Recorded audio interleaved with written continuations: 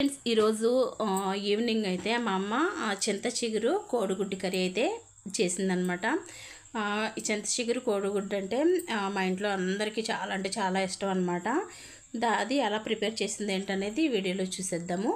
దానికి ఎగ్స్, చింత చిగురు, టమోటాలు, ఇంకా ఆనియన్స్, చిల్లీస్ అవి తీసుకుంటే ఇంకా అయిపోద్ది అనమాట.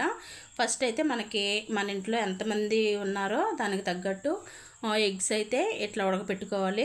ఎగ్స్ ఉడకబెట్టుకునేటప్పుడు దానిలో కల్లుప్పు వేస్తే అవి పగలకుండా మంచిగా ఉంటాయి అన్నమాట.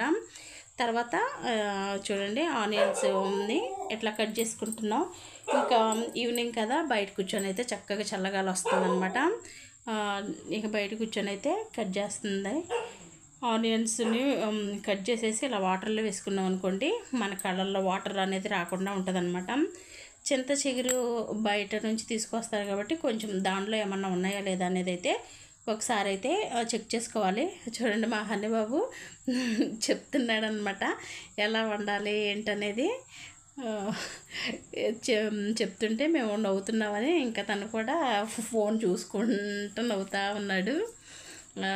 చింత చిగురు అయితే ఒకసారి అయితే దాంట్లో ఏమన్నా ఉన్నాయో లేదని అయితే చెక్ చేసుకోవాలి. ఇంకా అది కూర అంతా లాస్ట్లో అనమాట. అది ఎక్కువసేపు అయితే ఉడకవసరం లేదు.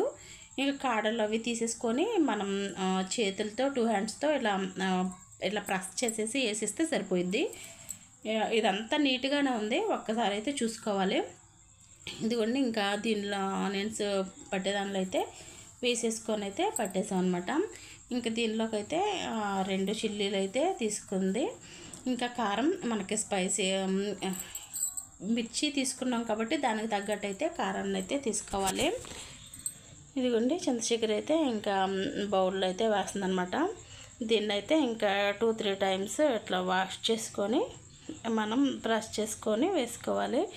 ఎగ్స్ని అయితే కొంతమంది ఫ్రై చేసుకుంటారు, కొంతమంది అయితే ఇంకా ఉడకబెట్టి అలాగే వేసేస్తారు.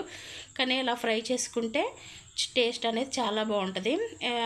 ఫ్రై చేసుకునే దానిలోనే కొంచెం పసుపు, కొంచెం ఇట్లా కారం అట్లా వేసుకొని కొంతమంది అయితే ఫ్రై చేస్తారు, అది కూడా బాగుంటుంది. ఎవరి స్టైల్ వాళ్ళదనమాట. ఇంకా మా అమ్మ ఆయిల్ అయితే ఇలా ఫ్రై చేస్తుంది. ఫ్రై చేశాక ఇంకా ఆ ఆయిల్లోనే మనం ఇంకా ఆనియన్స్ని వేసి, ఆనియన్స్ అనేది బాగా బ్రౌన్ కలర్లో వచ్చేదాకా అయితే ఫ్రై చేయాలి. మరి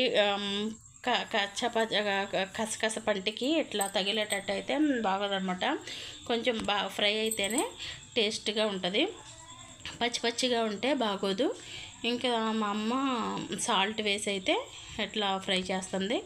సాల్ట్ ఇంకా 2 అయితే పచ్చిమిర్చి తీసుకుందని చెప్పాను కదా, ఇంకా 2 అయితే పచ్చిమిర్చి వేసిందనమాట. కొంచెం పచ్చి కరివేపాకు వేస్తే అట్లా స్మెల్ బాగా వస్తుంది అనమాట. ఫస్ట్ వేసామనుకోండి అవి బాగా ఫ్రై అయిపోతాయి అని చెప్పేసి ఇంకా ఆనియన్స్ ఫ్రై చేసేటప్పుడు అయితే వేసింది. పసుపు చూసారా, పసుపు కొంచెం వేసుకుంటే సరిపోతుంది. తర్వాత ఇంకా మనకి స్పైసీకి తగ్గట్టు కారం 2 టేబుల్ స్పూన్స్ అయితే వేసిందనమాట. ఇది మేము మా అమ్మ ఇంట్లోనే పట్టించిద్ది అనమాట. ఇంకా బయట అయితే ఎప్పుడు కొనము.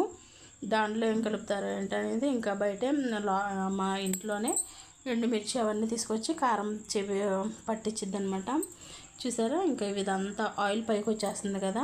టమాటాలు కూడా ఇంక ఇప్పుడు వేసేసి ఒకసారి అయితే తిప్పుతుంది. తర్వాత ఇంకా ఎగ్స్ వేసిందనమాట.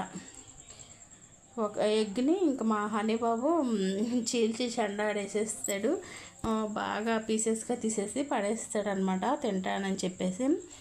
ఇంకోండి ఇంకా వాటర్ కావాలనుకుంటే ఇలా వేసుకోవచ్చు, లేకుంటే ఆయిల్లోనే బాగా ఎగరేసేసుకోవచ్చు అనమాట. ఆయిల్లో ఎగరేసుకుంటే చాలా అంటే చాలా బాగుంటుంది. మా అమ్మ కొంచెం వాటర్ అయితే పోసింది.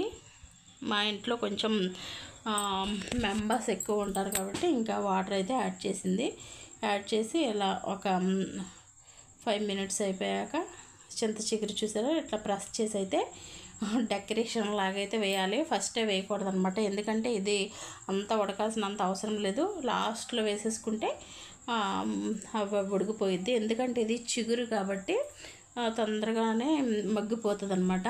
ఎగ్స్ ఉన్నాయి కాబట్టి ఇంకా ఫాస్ట్గా తిప్పకుండా దానికి తగలకుండా స్లోగా తిప్పాలన్నమాట. చూసారా, కోడిగుడ్డు చింత చిగురు చూస్తుంటేనే నోరూరిపోతుంది.